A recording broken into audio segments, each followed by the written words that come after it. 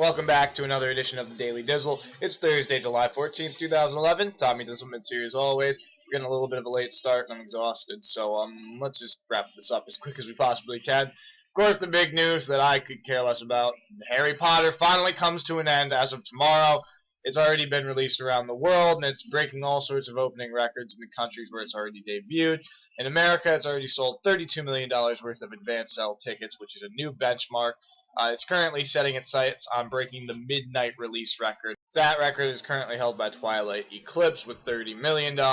So maybe if everyone who purchased their advance tickets runs out tonight to go see it, at least the Sparkly Vampires will have one less record to their name. Now moving on to other news from the day, bits and pieces.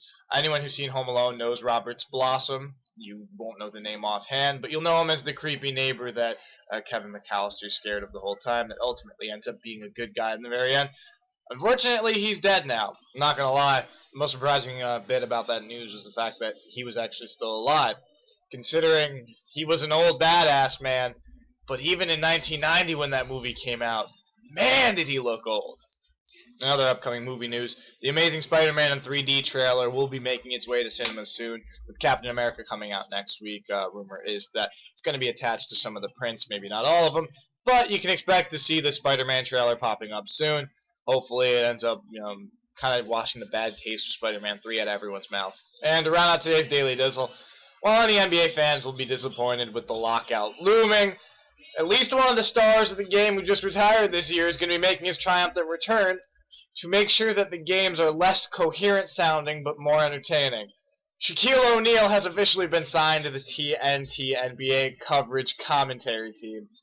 All I know is the first game of Shaq and Charles Barkley at the same commentator's booth is going to be one of the most entertaining things in my life. So please don't let the lockout last too long.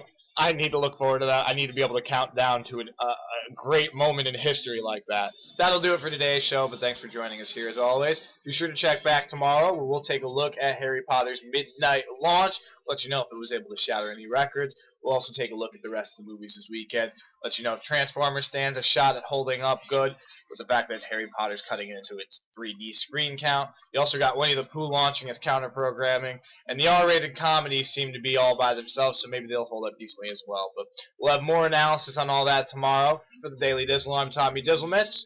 We'll see you back here on Friday.